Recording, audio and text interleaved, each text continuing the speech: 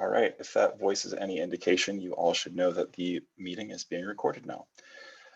Welcome all to the Denver Erlang and Elixir meetup. This is the July 5th edition of the coronavirus meetup. So we're all virtual here. And let me see if I can get focus on my slides. There we go. This meeting is being recorded. So just as a heads up and a forewarning, and we will be posting this later onto YouTube for posterity. We have an agenda today. We will kick it off with community announcements, as well as asking about who's hiring and who's looking for work. We have a main talk today with our lovely speaker, James Edward Gray, the second, and then we will have a little bit of time for show and tell afterwards.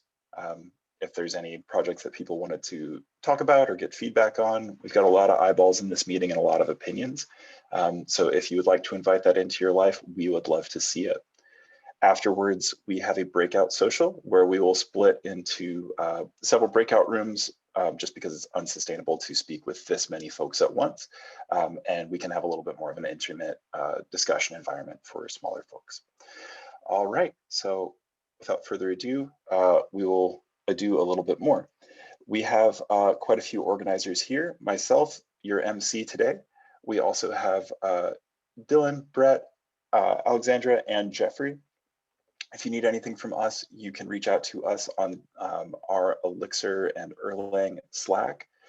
We also do keep tabs somewhat on the main Elixir channel, but the history on that is quite small, just because there's so much activity on the main Elixir Slack that we've broken off so that there's a little bit of historical persistence there, and we can keep up with the conversations a little bit easier. As well, let's see, how to get in touch with us. Our primary base of operations will be on meetup.com. We do have the Denver channel in the Erlang Slack, and we do have denverbeam.slack.com. We will be posting links later in the chat for how you can join if you would like to. So let's kick this off with, is anyone here hiring? We've got a lot of competent developers here today, and some of them may be looking for work. So if you've got job leads, please let us know. Anyone can unmute if they've got opportunities here.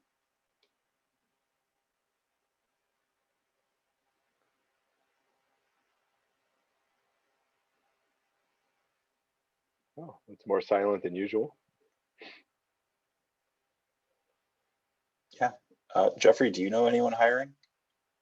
I'm desperately trying to scramble to see what we have open or not. So Gotcha. If anybody else from community though knows specifically what their team is looking for, by all means, please speak up.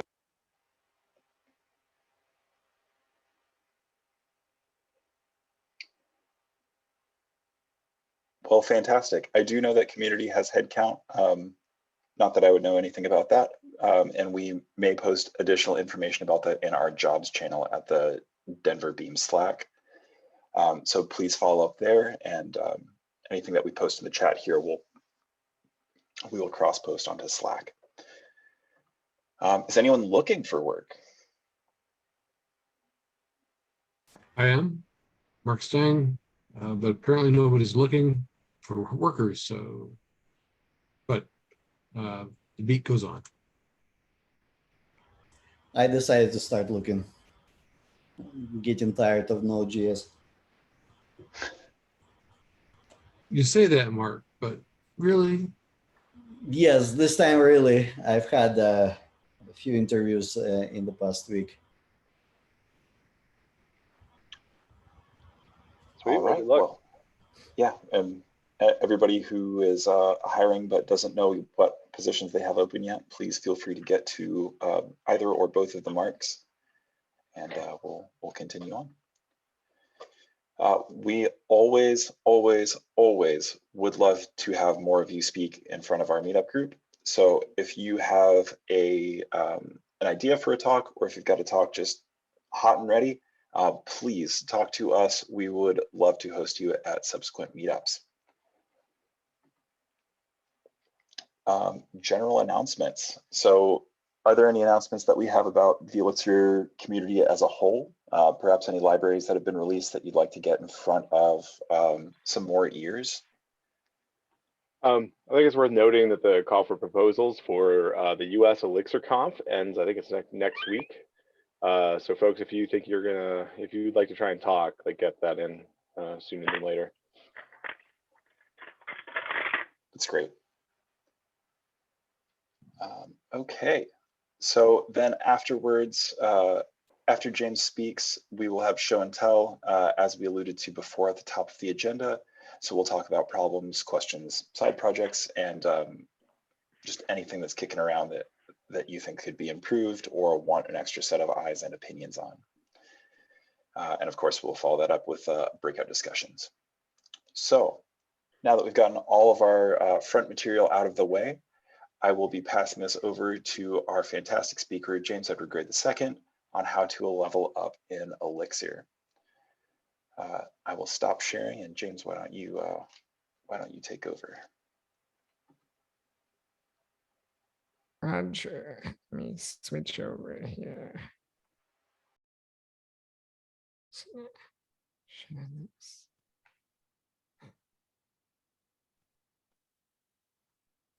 All right, how is that? Can we see that? That looks good to me. Yes, it does. Cool. All right, well then we'll get started. I am James Gray, as Jeff said. I wrote a book about Elixir, which some may know me from. If you've ever spent time in the Ruby community, you've probably seen me lurking around there for a long time now. But the most important thing is I work with this guy. And he told me, James, you got to come speak at Denver Erlang and Elixir. You got to come speak at Denver Erlang and Elixir.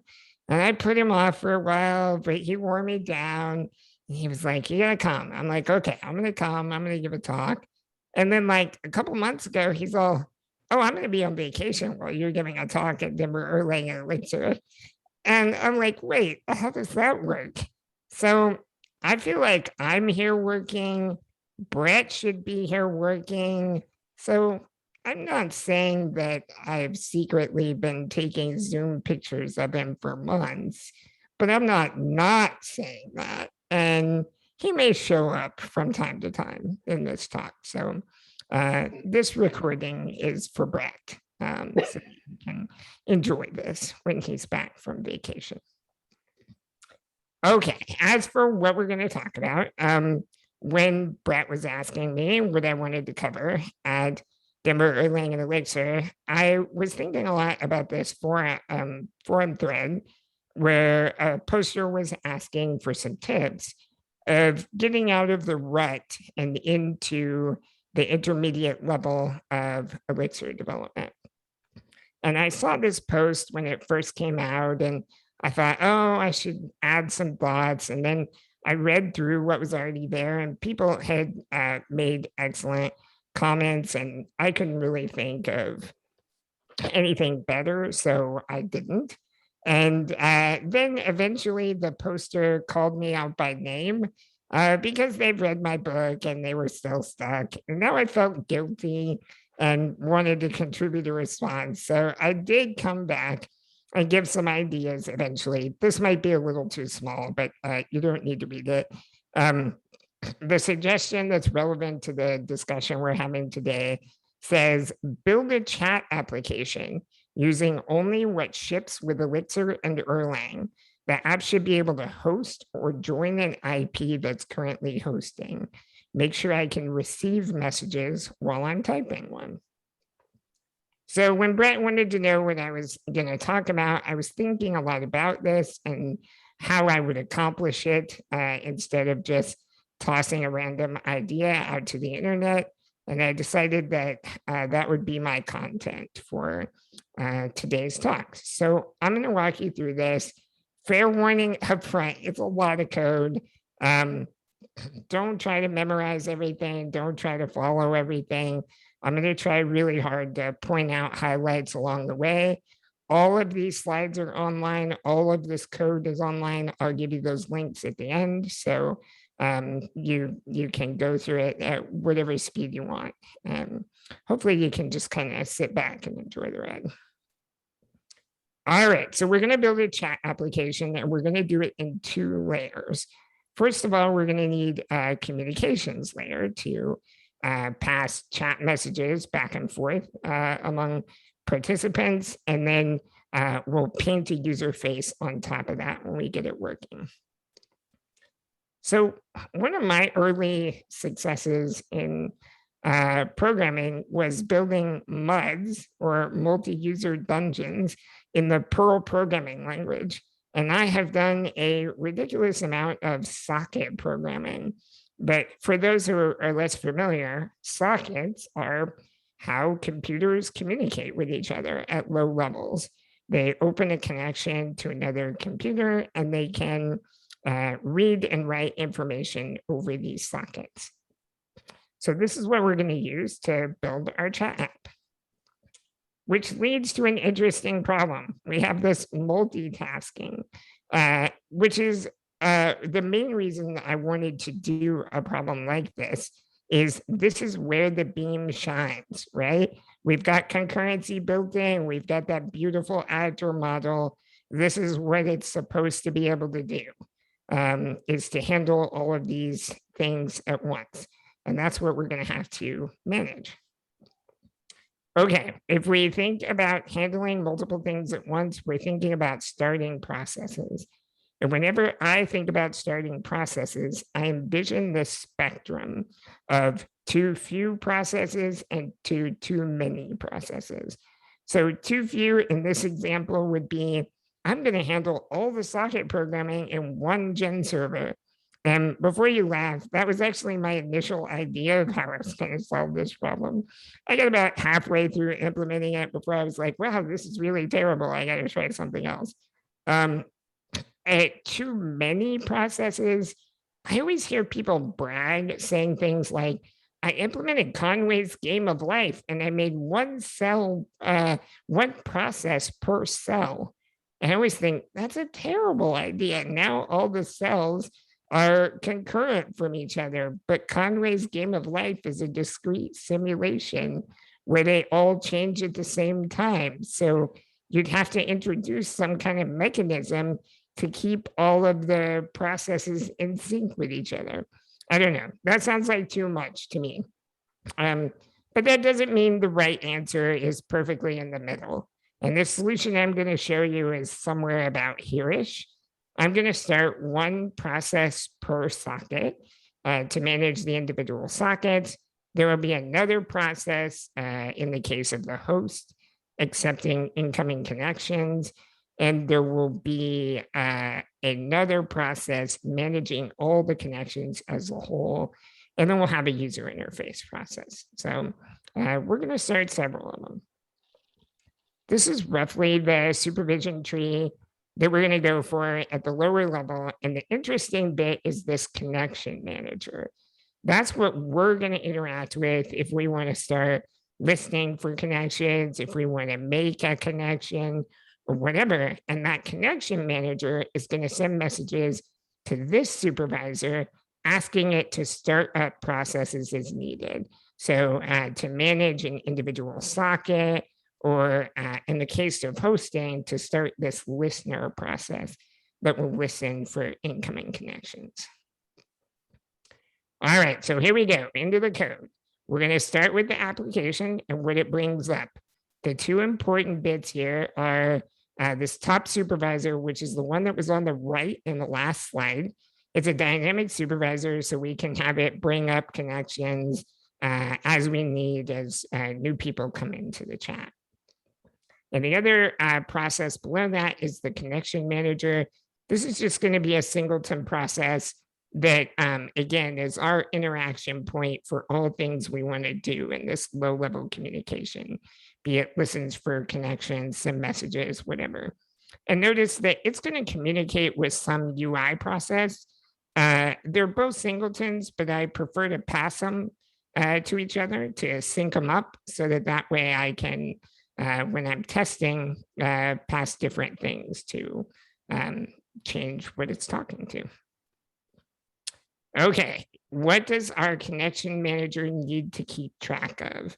First of all, it's going to have a mode, and the main purpose of this is to know if we're in host or client mode.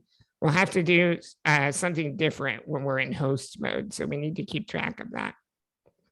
We'll keep track of the name this user is chatting as. Here's that UI argument you saw earlier. This is a required parameter, so we just refuse to start up if we're not given it. And then this is a little trick I do differently than anyone else I've ever seen, but I think it works out well. I want this to be a singleton process, like I've said, so there's only one of it running. Usually, I think people have you pass in the name that you want, and then they pass the name from outside.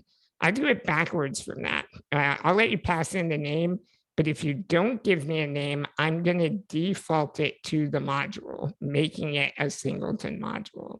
If you want to give it a different name, you can, or if you want to pass name nil, you won't have any name at all. And then you can see on the bottom line there, I'll just use the PID as the reference to this process. So it's a little backwards from what I see other people do, but it works out awesome because when you build these interface methods, you can then add an optional parameter at the front that defaults to the module name. So in the case of normal usage by the app as a whole, you have this singleton process. But if you're testing and want to fire up your own version of it and just work with PIDs or whatever, you absolutely can. And we'll look at that in a little bit. So this is the main action to start hosting this thing. And it boils down to this call to start listening, where we are going to start listening on a particular port on this machine. And you'll notice that if this succeeds, we'll flip ourselves into host mode. Okay, I said that sockets are how computers communicate with each other, and they read and write over these sockets to send messages. Well, there's actually another kind of socket called a listening socket that you start up when you want to accept incoming connections. They'll queue up as people try to connect, and you can accept connections out of that queue, completing the connection. And that's how you get the read-write socket. So we need to manage this listening socket, and in order to get the read-write sockets, which we'll also need to manage. Recently, Erlang gained a socket module, and it can actually do low-level socket operations and stuff if you need that level of control. But it also has this Gen TCP layer higher up, and it's got several built-in niceties. A couple of them we're going to take advantage of. So I'm going to use the higher level Gen TCP. And that's what this looks like. Before we get there, I want to point out I'm using this magic packet size setting. We'll come back to this. It shows up again later, and I'll show you what it does when we get there. But this is the main thing we're doing. We're asking Gen TCP to start listening for incoming connections. And if it's successful, it'll give us a listening socket, which then we are going to pass off to a different kind of process called a listener and hand it the socket and say, please listen for connections on this socket. This is inside the listener, and we're going to start that up. The interesting bit here is the dynamic supervisor call, where we ask it to start up this new process. And if that's successful, we're going to transfer control of this listening socket over to the now running process. So Gen TCP has the idea of a controlling process for a socket. And that process is who's allowed to issue certain commands and or receive messages from the socket and stuff like that. So we need to transfer it because it was created in the connection manager, but we want this listener process to manage it now that it's up. So doing that is really easy. We can just tell Gen TCP, this is now our controlling process and it'll handle it. If that succeeds, we're going to drop a message in the process's mailbox telling it to accept an incoming connection. We'll look at that a little more in depth in a minute. But if we fail to transfer for whatever reason, we'll shut down the process since we won't be using it. Okay, I struggled a little bit when I was getting into Elixir and Erlang because a lot of the languages I'd written with, before then were pretty much, you put some code in a file, it starts at the top of the file and works its way to the bottom. And it was very easy for me to reason about the flow of that. And even a loop is just spinning around in this section in the middle until it moves on, right? But in a Beam application, really what we do is we start up a supervision tree, and there's all these servers under the supervision tree, and each individual piece is kind of its own infinite loop, right? A gen server is looping over questions in the mailbox and processing them.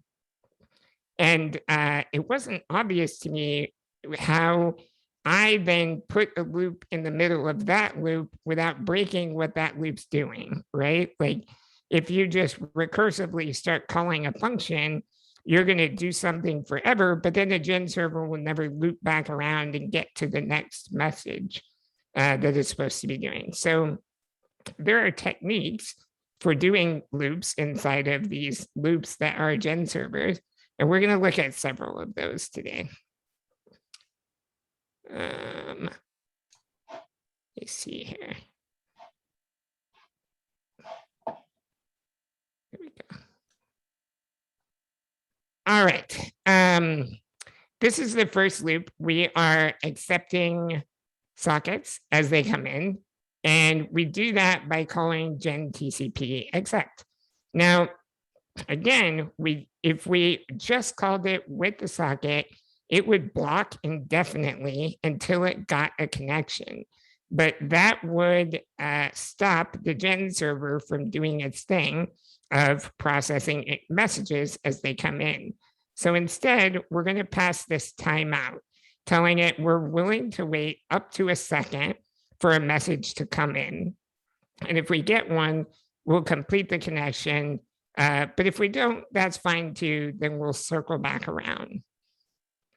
If we get a socket, we're going to start a process to manage it, just like we did with this listener itself. And then we will again put another accept message in our own queue so that we'll loop back around.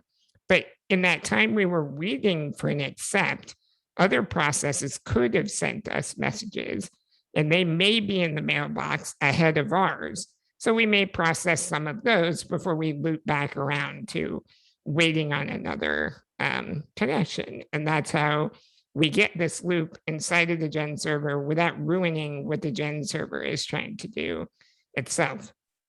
Also, if we get a non-fatal error, which most of the time is just going to be that we hit our timeout, we'll again throw a message in there and loop back around. These are a few more functions inside the listener for starting it up and shutting it down. Really, the only thing of note here is if we close the socket, we will ask gen server to stop the process since it's no longer needed. All right, we've seen one way that connections can be started. We can listen, accept them as they come in, and start connection processes to manage those sockets. However, the other way is you're joining an existing chat. In that case, you can just call connect instead of listen. And it also boils down to a call where now we take a host and a port that we want to connect to. If this is successful, we'll immediately flip our state into client mode because we're going to quickly send a message to everyone telling them that we've connected. You see that in chat rooms all the time where it tells you so-and-so has joined the chat, right? That's because there's this initial communication. This is the listen to connection, and it's really similar to or sorry, this is the connect, which is really similar to the listen we used earlier. Another just call to Gen TCP connect. If it's successful, we'll start up connections the second way. And so no matter which way we go, whether we're hosting or connecting, we're going to end up with connection processes under that supervisor managing the reading and writing over sockets. And here's the second time that packet size variable has shown up. So I'm going to show you what it is now. Okay, we have actually several different protocols at work here. We're going to send messages over the internet. That's handled by the TCP/IP protocol. And Gen servers won't worrying about all of that for us. We don't have to worry about that. But that's not enough to know when you've received a message. You have to have some agreed on way to determine what a message is. Some popular strategies are to like read until you see a certain delimiter, like a new line, or to send a length of the message and then send the message that long. And the other side can read that length and then read X number of bytes and know that it had the message. Gen TCP will do that for us. So we're going to take advantage of it. Finally, we're going to need to know what's actually in the message. What are the parts of it that we're supposed to be looking for? We're kind of going to cheat our way out of that problem this time by just calling Erlang's term to binary so we can turn an arbitrary data structure into a binary that we can pass across the socket. And on the other side, we'll rehydrate it with binary to term, and we'll just pass data structures back and forth. Okay, so this is that packet handling. On the left side, I'm listening for connections. I'm going to accept one connection, send exactly one message to it, and then shut everything down.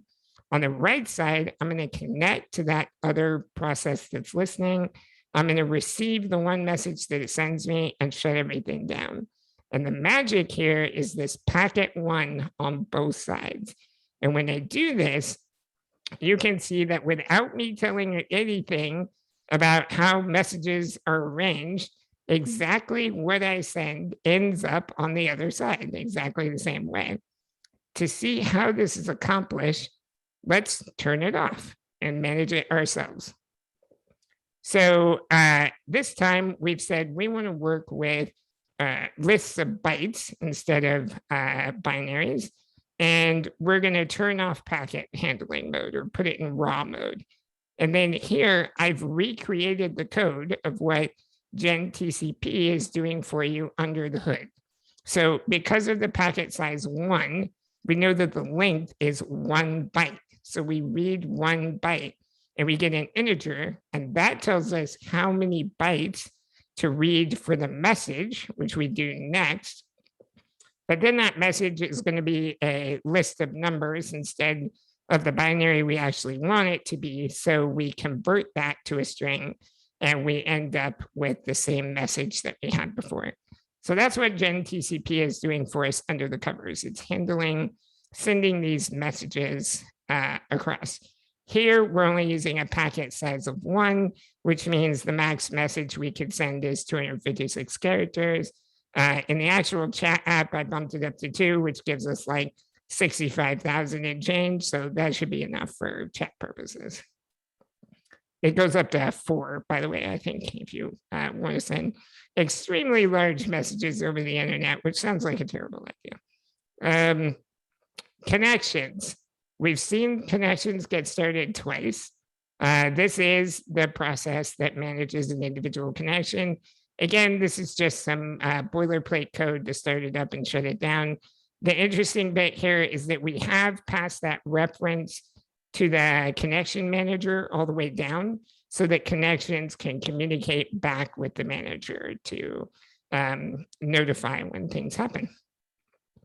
This is the listener call, much like we saw in the listener. It just starts the process.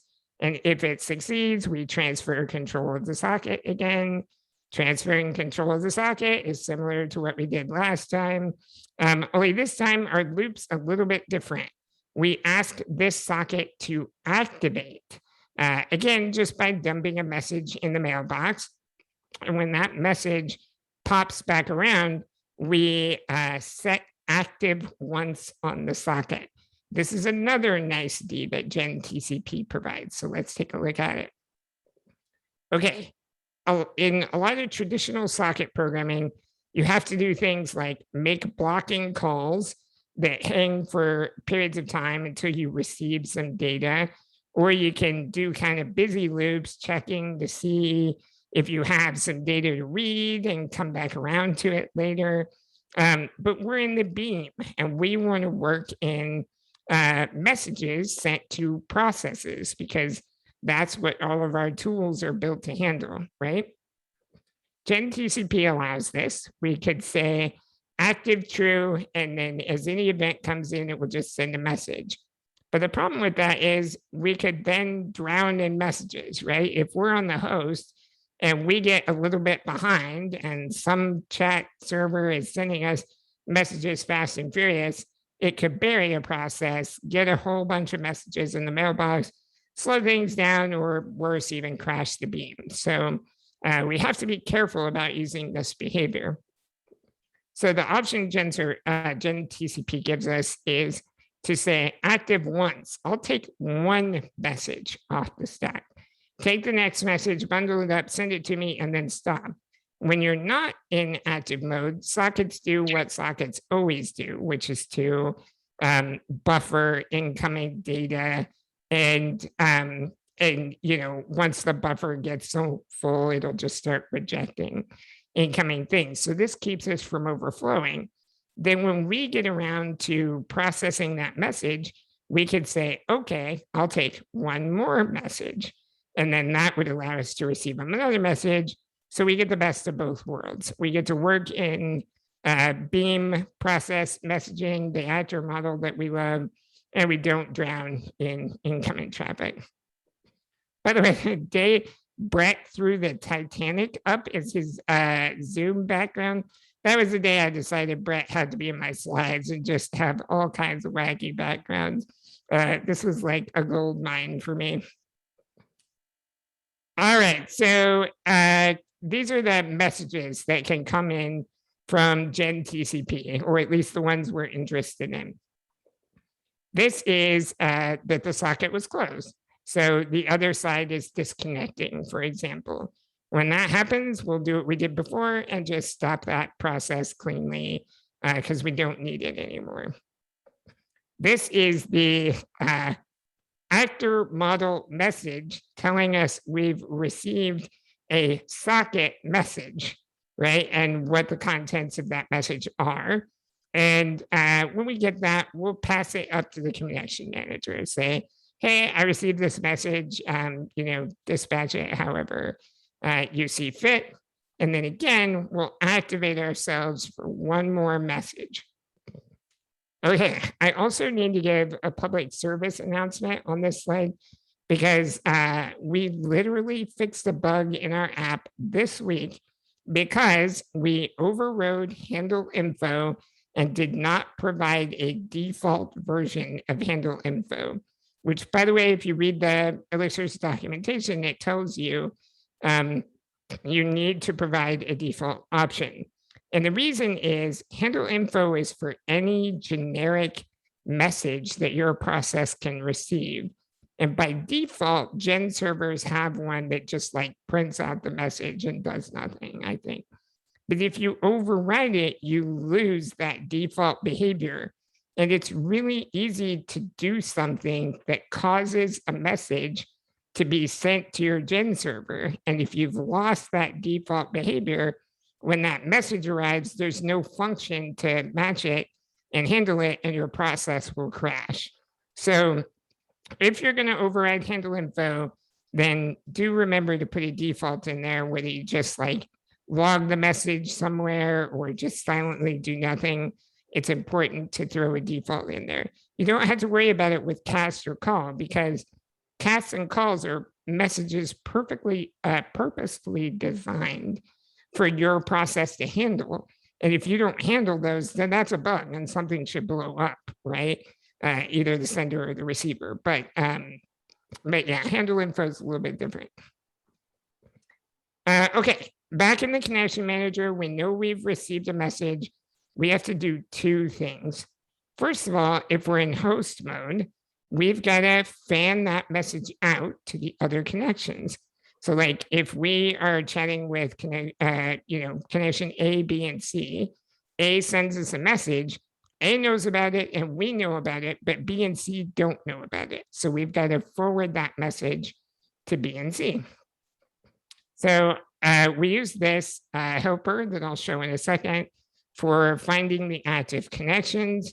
And we poke through those connections looking for the ones that are not the connection the message came from. And we'll just copy it over to everyone else. So that's the fan out. This is different from like distributed Erlang, right? If we were using distributed Erlang, all the processes would, all the nodes would be interconnected with all the other nodes. They would all know about each other. But in this model, they only know about the host. So it's the host responsibility to get that message out to the other nodes.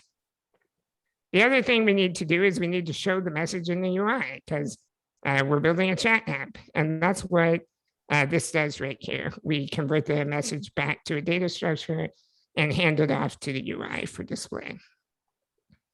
This is that helper I mentioned going through processes. We can just ask the dynamic supervisor for its children. There is one gotcha though. A supervisor doesn't always have a PID for all of its children.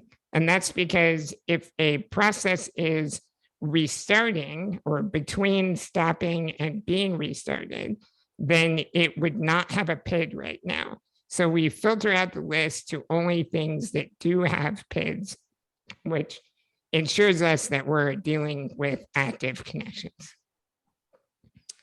Okay, now we need to send messages. And whenever I get in this scenario, I worry I'm going to end up doing calls inside of calls, and that raises my spidey senses. So it may be obvious that you can't do a call inside of a call to the same gen server. But the reason is whoever made the initial call, they're waiting on the answer. And then if you make a call to yourself, now you're waiting on an answer from you, only you're busy getting that first person's answer. So you're never going to get to that other message to give yourself the answer that you need. And you're stuck. This is deadlock, right? And if you're lucky, eventually somebody times out and crashes and things carry on. But that's why you can't do it to the same gen server. However, even calls to other gen servers can be problematic. So let's say the UI makes a call to us and says, I want to send this message. Let me know if it worked. And then we go to all those connection processes. Maybe there's 10 of them. And we say, send this message, did it work? Send this message, did it work? Most of the time, this is going to work, right? And it's going to happen. But remember that the UI has some timeout it's waiting on, by default 5 seconds. And then each of those connections individually has a timeout.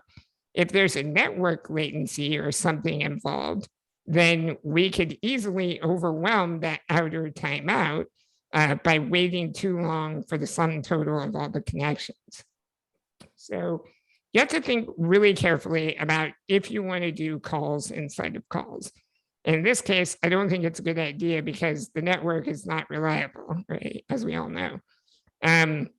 So instead, we're going to make the inner ones CAS, or you could use normal message sending with send. And the idea there is we're not going to wait for the response. We're just going to drop the message in the mailbox saying, please send this along. But the downside of that is that we will have to report failure out of band of that call because we won't be able to wait on it. Also, if you do this, ideally you would add some back pressure again to protect the downstream process from getting overwhelmed by messages. But I'm not going to worry about that in this particular case. So this is what the send looks like. It boils down to this call here, which you've actually seen before. We called it at the very beginning when we first connect to notify everyone that we had connected. But this time we're calling it to actually send a chat message. And this is what it does. If we're in host or client mode, then we will send the message. To do that, we'll make a reference or a unique identifier for this message. We'll tag the message with that identifier, and we'll return the reference back to the calling UI so that they'll be able to track error messages when and if we need to report them. We also take care of our protocol. We're going to change this data structure into a binary that we can send along as the message. And then we just forward that to all active connections. This is going to be the cast part here. Finally, we'll return the name. I decided in this implementation that the connection manager was the canonical source of truth for the name. And so we need to give it to the UI so that it knows who the message was sent as. Okay, this is the queue send, the cast inside the connection. And you can see that it eventually boils down to this gen TCP send call, which is what actually sends the message over the network. But here's the error handling we discussed. If something goes wrong, we'll take that reference here called a message ID, and we'll report to the connection manager, hey, we couldn't get this one through for whatever reason. Meanwhile, back in the connection manager, we've got to handle that failure somehow. And here we'll just say, pass it on to the UI, let them know that message hasn't gone through. There's one more tiny thing. We need to be able to shut all this down, which we'll do with an action called reset, where we will stop all active connections because that puts the connection manager back in its initial state, basically. And what we do is we, again, tell everyone that we're leaving, and then we run through the active connections, this time not caring what type they are because we want to shut them all down, and we just call close on that particular connection. All right, that's it. We should have a communication layer. And I don't care if it's 1 o'clock in the morning where Brett is. If I'm going to be here working, he can start working too. So let's get him on the phone. Let's wake him up. All right, we need a UI. We're just going to fake it. I've made a little module here that memorizes the PID of some process, and as chat messages come in, it'll just convert those into process messages to that process. So we can fire up an IEX session. We can start that UI in the background. We can start our connection manager pointed at that UI.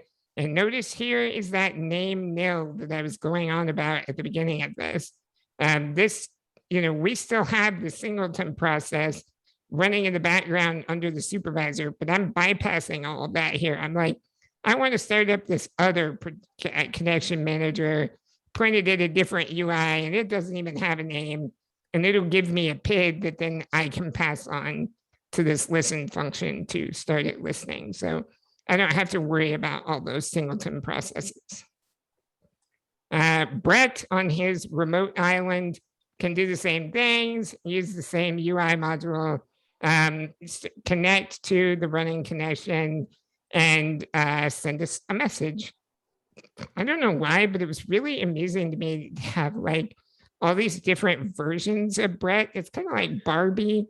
You've got like Malibu Barbie and astronaut Barbie. I don't know. It's just really funny to me.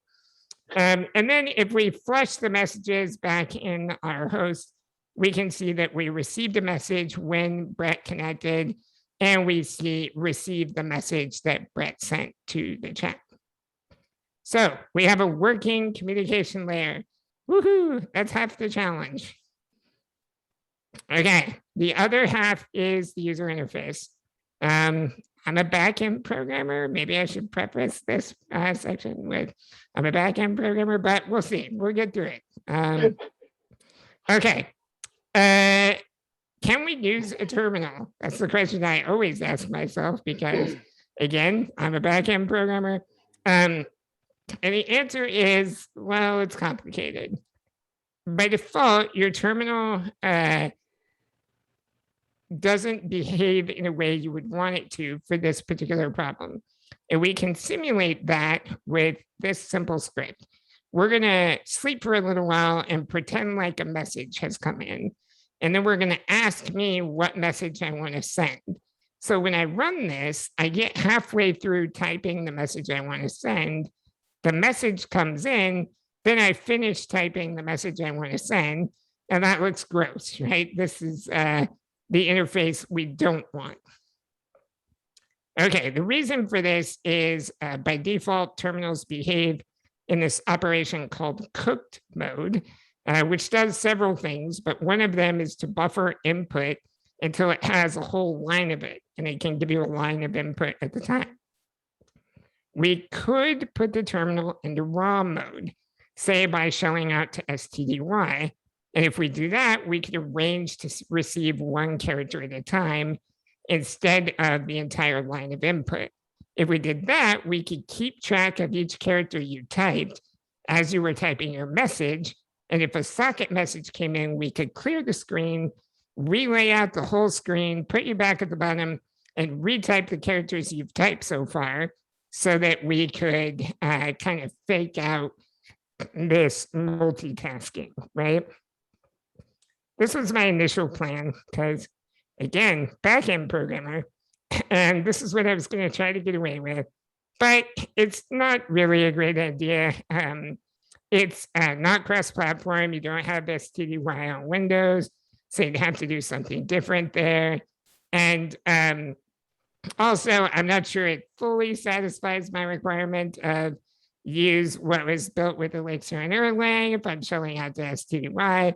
So I finally decided this was cheating, and I came up with plan B. If you've ever launched Observer, you know that Erlang comes with a wrapper for this GUI library. And if you want to, you can use this GUI library. You can build your own GUIs. Even backend programmers like me can do this. So it's nice to have this available. Unfortunately, using this from Elixir gets a little bit weird in a couple of places. So you're gonna have to bear with me. There are a lot of constants in this library. And on the Erlang side, they're defined in a file called wxhrl, but they're defined as Erlang macros. And on Elixir, we don't have access to Erlang macros.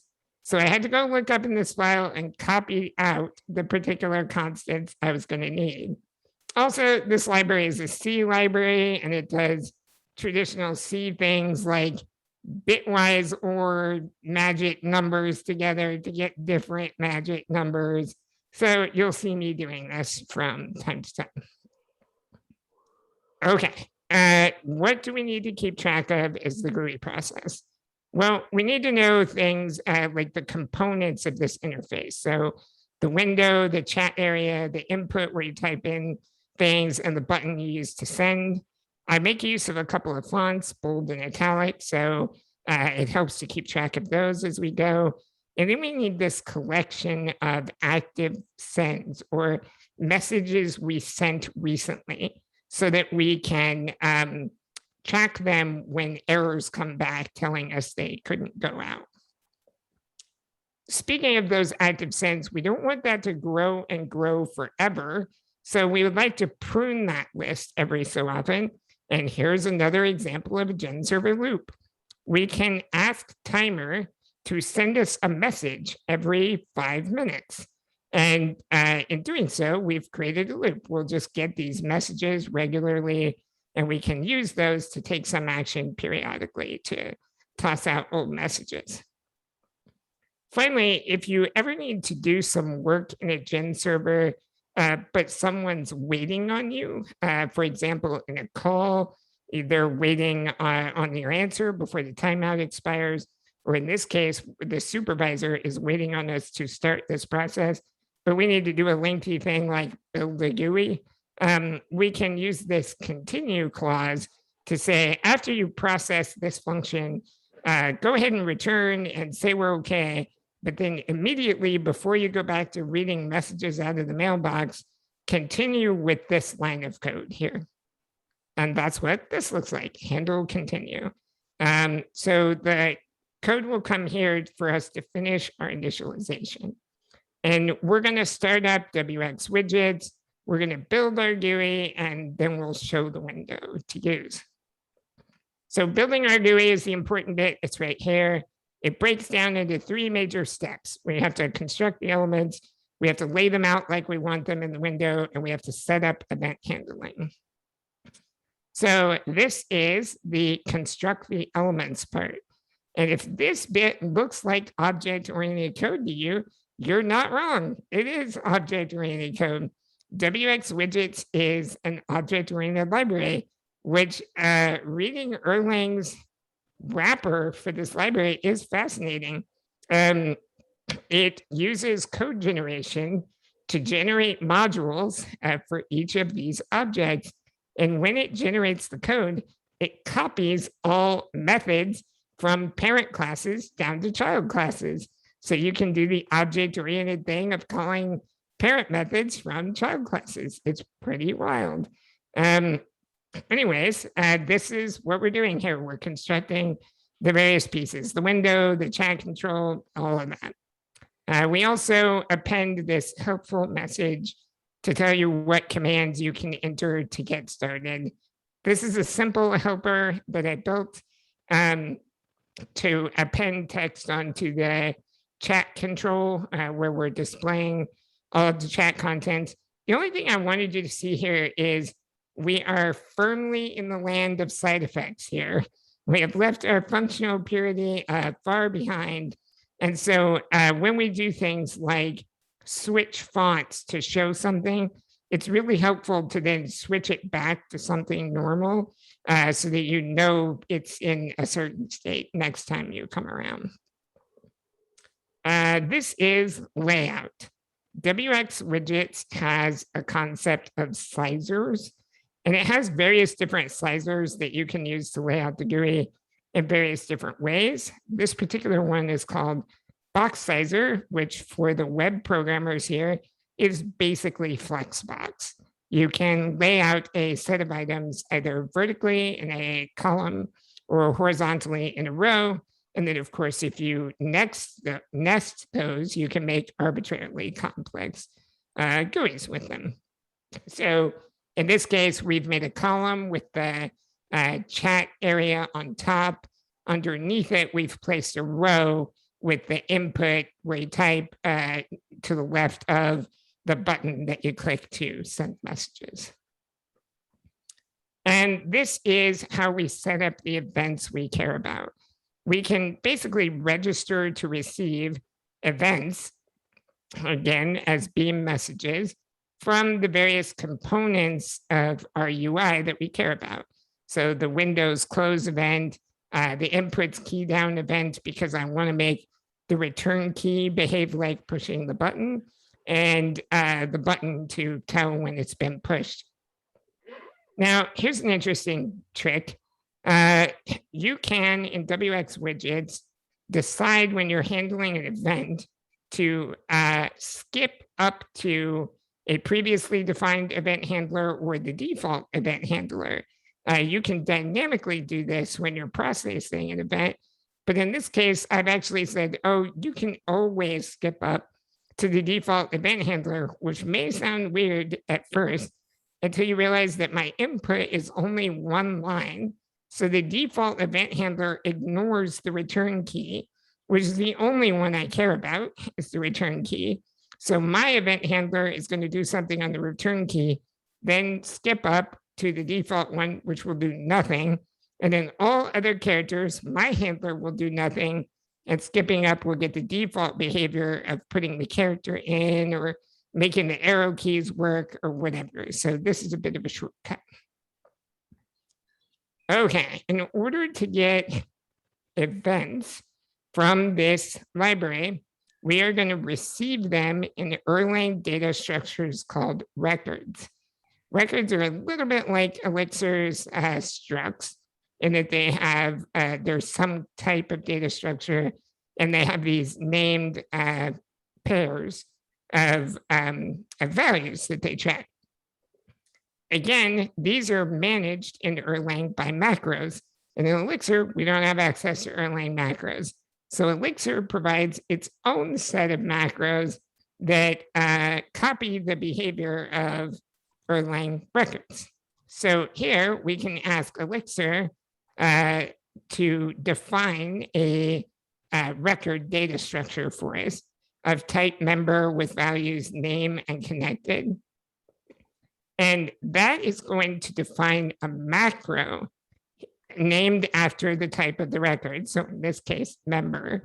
And that macro can be used to then provide the attributes to create the data structure. Here's what the actual data structure looks like. It's just a tag tuple, right? The thing at the front tells you what type it is. And then the arguments are positional, with the first one being the name attribute and the second one being the connected attribute in this case. And the macro is aware of the positions and what they mean. So you can use it to ask questions like, is this member connected or whatever.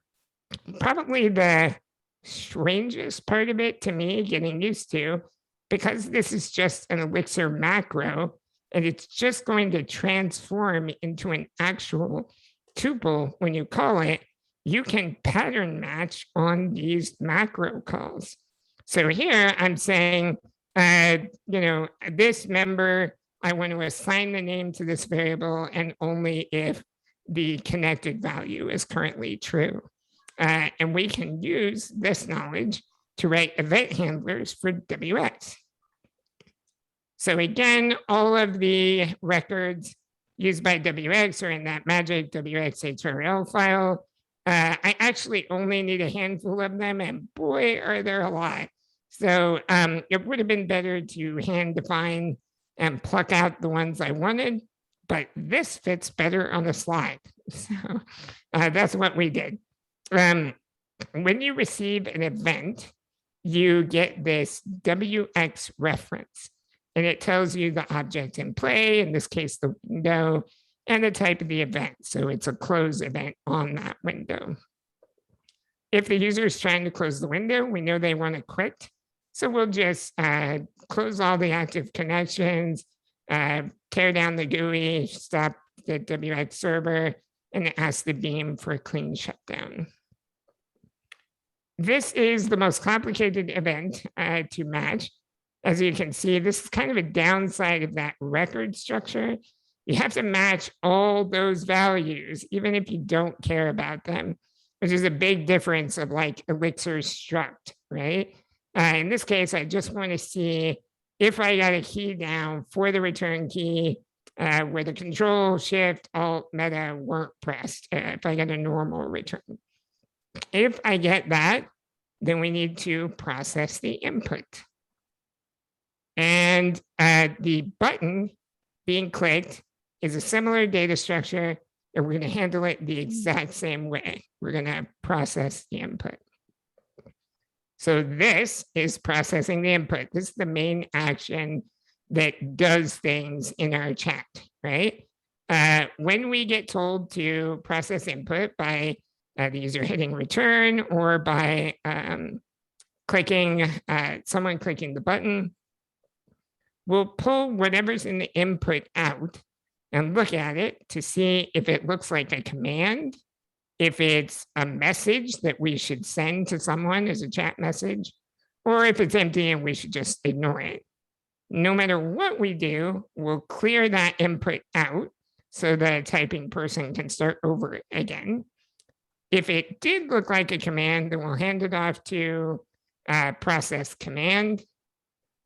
And if it looked like a chat message, we'll send that message to all active connections.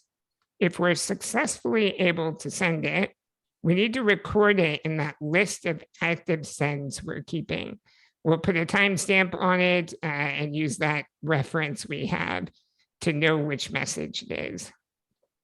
Also, we need to display it in the GUI. You should see your own chat messages appear while you're chatting to people. So this is just another helper that uses those earlier helpers to append on the name of the person who said it in bold, and then the message afterwards normally. Okay, that leaves us with process command. These are the actions we take to start up the listening or connecting on the connection manager. So here we're going to look and see if we have what looks like the right parameters, the port we need, the name you want to go by, etc. And as an aside, this is absolutely my favorite way to use regular expressions in Elixir. This function named captures is amazing. Instead of counting nested parentheses, you can literally name the variables you're pulling in with that parenthesis, question mark, less than, port, greater than syntax. You can name them and you'll just get back this great map where here's the values you wanted by name. So I highly recommend this. If we get something that looks good, we will pass it on to the connection manager to start it up. And no matter what happens, we will let the user know by appending some information in the chat what went down. This is connect. It's very similar. Again, we're going to look for the values that we need. We're going to pass it on to connect to start a connection. And we will again tell them what happened with helpful messages. Okay, if you're watching closely, you probably saw those last two functions are really similar and not very dry.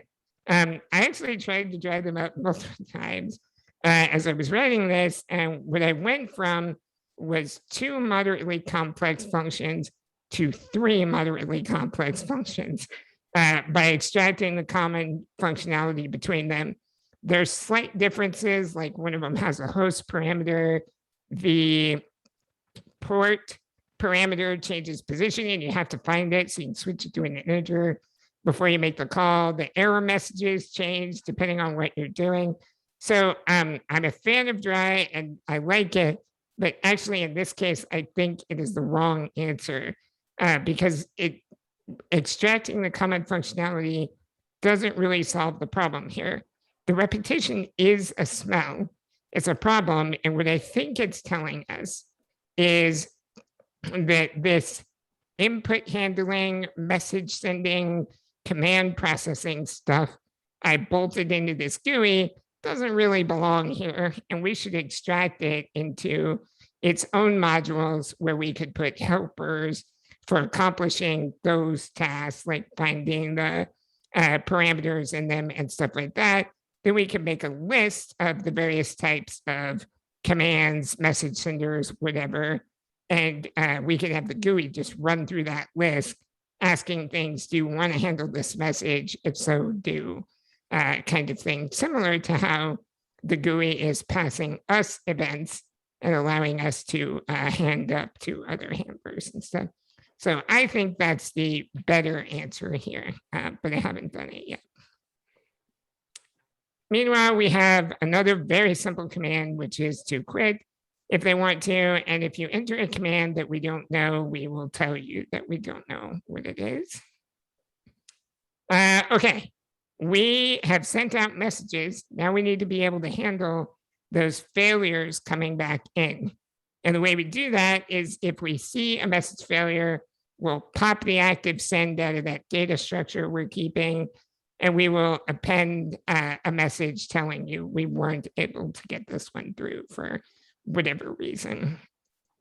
Also, as promised, we got to prune that list to keep it from growing and growing and growing infinitely. So the easiest way to do that is to pick some time in the past, like 5 minutes ago, and then toss out any message that's still in there over that time. If we can't get it sent in 5 minutes, then we've got bigger problems and we cannot worry about it. That bit was a bit ugly. The whole message sending, I wanted to show optimistic message sending like most messaging apps do now, right? They just make it look like your message sent, but then if something goes wrong, it puts some kind of error notifier next to it or whatever. Originally, my plan was to put an error message at the end of your message saying it wasn't there. That caused me to keep track of the offsets of where the messages were in the chat. And then if a message came in, a failure came in, and it wasn't the last offset, so it was like somewhere in the middle, then it invalidates all the offsets after that point, and you have to either fix those up or lay out the chat window or whatever. Anyways, I didn't want it to be a million slides. So I went with something kind of simple that hopefully conveys the rough idea of how you deal with these messages that can be reported arbitrarily after the event that actually caused them. But honestly, that kind of ickiness is the reason why I think this kind of thing is a good exercise. And I promise, even if you tried it after just watching me go through the whole thing, you would do things better than me in places, you would do things worse than me in places. And it's figuring that out, learning those things, seeing what worked really well and what didn't work really well, I think that makes it valuable as an exercise. Last little bit of code here. We've got to handle incoming messages. There are two kinds, ones that are just an atom action, like connected, disconnected. We'll display those pretty much as is in an italic font, and the others are actual chat messages, which we'll append to the chat as we've done before. That's it. We should have a working chat program now, complete with Gary. So let's again get Brett on the phone.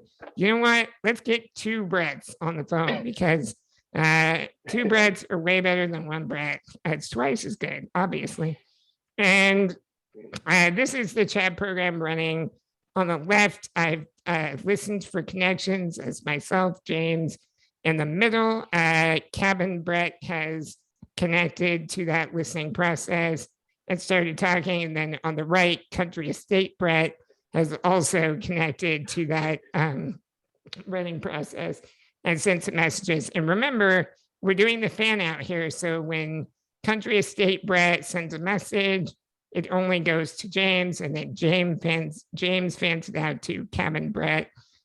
Also, this is IRC style, where you only see the chat from the point where you've joined, right? So Country Estate Brett, who connected later, isn't aware of the discussion that happened beforehand. We're not doing the Slack thing of saving all the messages and making sure we fan those out to everyone all the time. But we could, right? That would just take more slides, lots more slides. So yeah, this is a functional chat thing in, a moderate amount of code, or maybe a lot of code if you just sat through all these slides. But before I go, I want to show you one more scary thing. It is not this picture. It's actually this. While I was writing this talk, someone started a thread on Elixir forum. How do I become a senior developer in Elixir? We were only going after intermediate. So I look forward to someone building this talk and me being able to watch through and learn that. Thanks, everyone. That's what I wanted to tell you today. I am super happy, to answer questions. I'll put that slide back. These are the links for everything, the slides, the code, the forum posts I mentioned. So feel free to take a screenshot or whatever.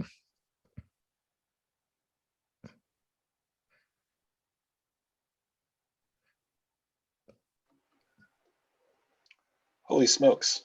Bravo, James. That was fantastic. Thanks. I know that we're waiting for more questions, but I didn't want to leave that as completely dead air while people were spooling up. So thank you very, very much. No worries. It's a ton of information. I'll still be around if you want to ask questions afterwards, but if you want to ask a couple now, you're welcome.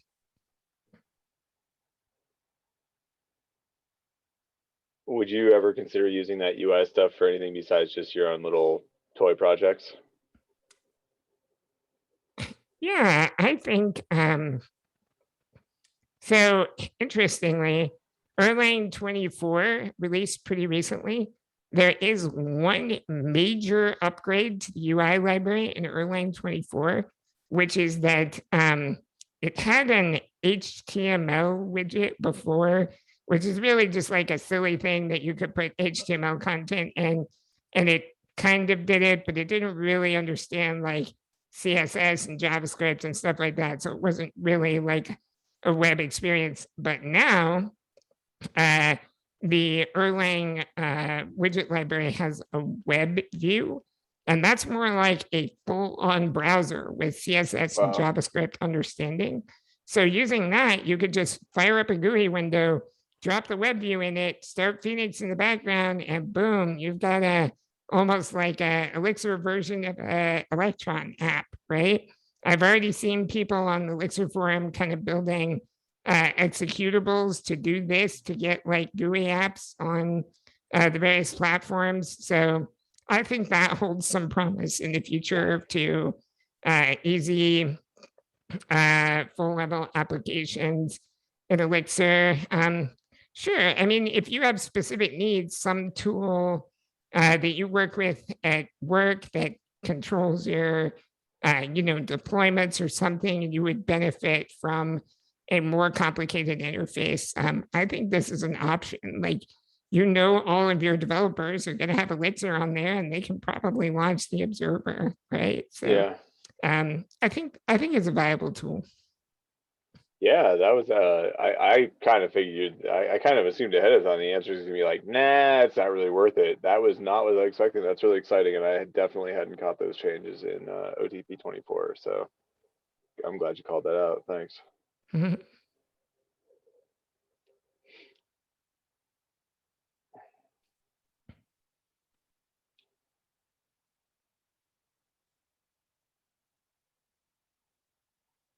Any other questions, or do we want to move on to chat rooms?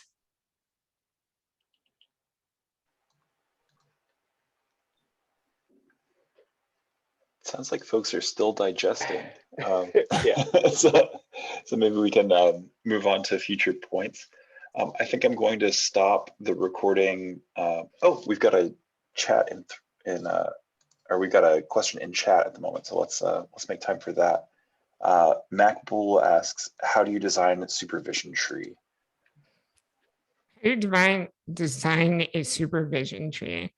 Boy, that's an easy question. I think the supervision trees are learning to work with them effectively is one of the big challenges of figuring out the OTP and kind of how you interact with it, right?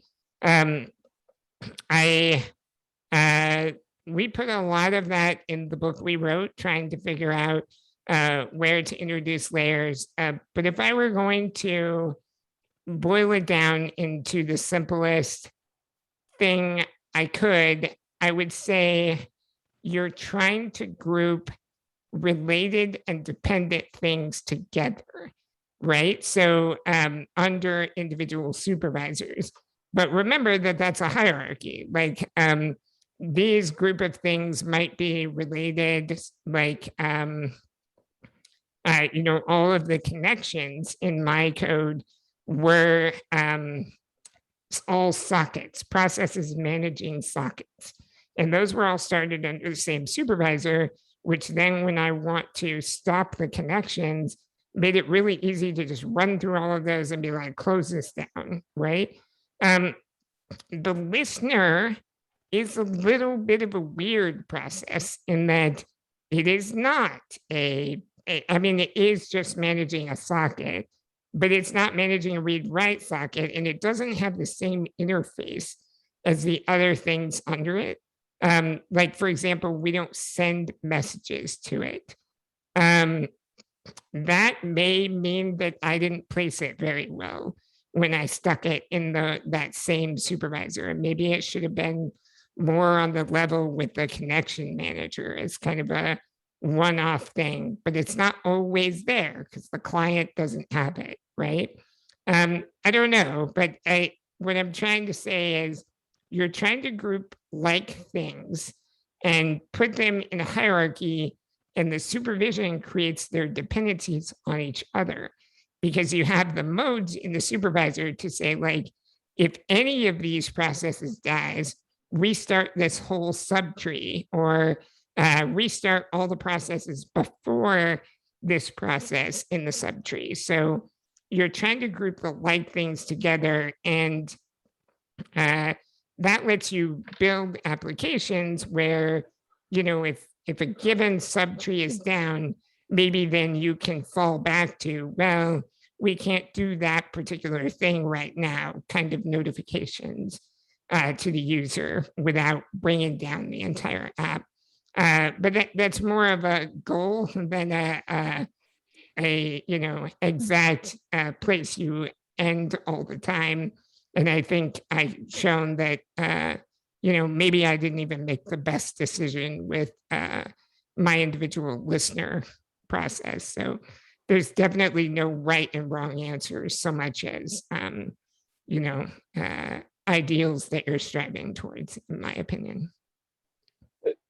I want to call out too that Jeff Smith posted a video from Freddie Bear talking about this in the chat here, and it's him doing the same thing you're talking about, is identifying which pieces belong together, and then working through mentally what happens when if this piece of the application goes down, what should that be affecting, or what should not be affecting. So for people who want a follow up on that,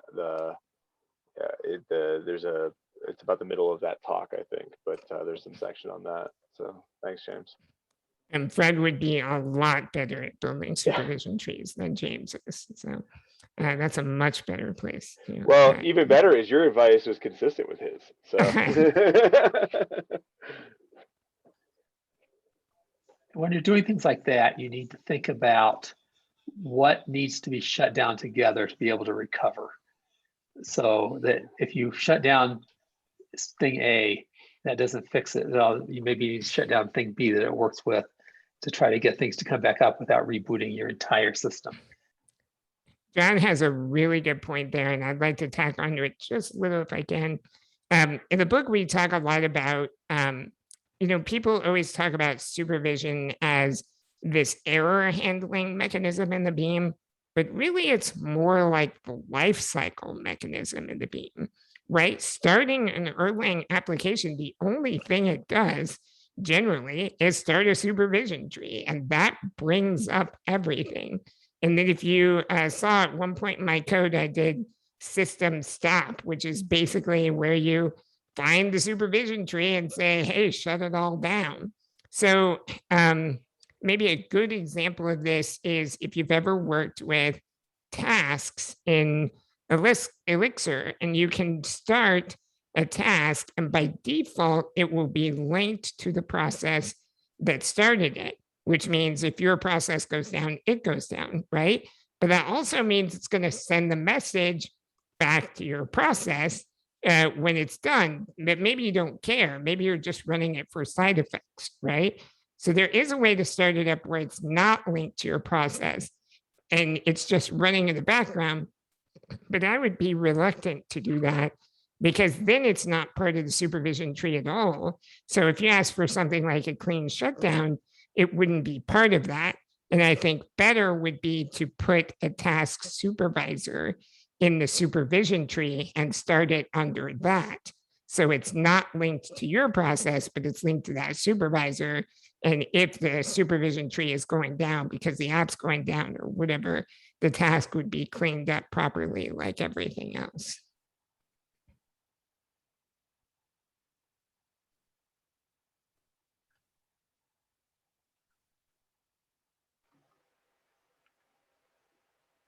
Do we have any other questions from our lovely sea of audience members? I'm kind of looking through the chat. Someone did ask about the links. Hopefully you all got those at the very end. If you didn't, just let me know. I'm happy to share them. But there are links for the slides, the code, anything you want to see. Yeah, James, can we get you to send them to one of the organizers, and then we'll make sure they get posted in our Slack? Absolutely, will do. Excellent, thank you. Cool. So James, Good. I'm curious. Why did you choose to use TCP instead of UDP? Because we did want reliable messaging. We did want to know that it got there. We could build the whole thing on top of UDP ourselves, but I would much rather let Gen TCP handle those details for me. Interesting side note, I'm kind of a game player. I like games, video games, board games. And recently we've been playing a lot more games in the pandemic online, with our friends. And so I spend a lot of time looking like how many players does this particular game support? And does anyone know the game Factorio? It's kind of a geeky programmer game on Steam where you're trying to automate this factory to produce a spaceship to get you off of this alien planet you landed on. It's pretty fun if you enjoy that kind of thing. But interestingly, when I went to look at how many players that game supports, it's like 65,000, something the size of my messages in the chat app. And the reason is that game re-implements its own communication layer on top of UDP, apparently. And it's just ridiculously efficient because of that. So, there's the other side for you, John. Thanks. James, I had one. It's a little glib, but which was your favorite Brett? That is a good question. So, just so you know, I'm not as creepy as I seem. Before I used all these slides, I asked Brett's permission to use all these slides, but I absolutely did not tell him until I had built the entire slide deck. And I just sent the whole thing to him. And I'm like, this is going to be my talk, okay? And he came back and he's like, holy cow, you've been planning my demise for months. Where did you get all these shots? But he's the guy at work that always picks the different background, to suit the mood. And once I had the idea and I just kept snapping photos, and every time he would come in with some new background, I'm like, and that one's perfect. That's going in my collection. So yeah, I don't think I could choose a favorite. The idea itself was just too much fun. James, I have a question. What camera do you use? You seem to have a nice camera. It's a Logi, something, Logi. It's funny you say that because I had one that died like shortly after the pandemic started. And I don't know if any of you have tried to buy a video camera recently. That's super fun. It's basically a lesson in how to get price gouged really bad. So I bought a terrible one and put it up, and it was so bad. I was like flickering and white and everything in work calls. They were literally making fun of me. The camera was so bad. So I finally just sucked it up and kind of camped out certain websites for a while until I found a halfway decent webcam. It's this Logi something. I'll look it up and see if I can find a link to it. Thank you. Mm-hmm.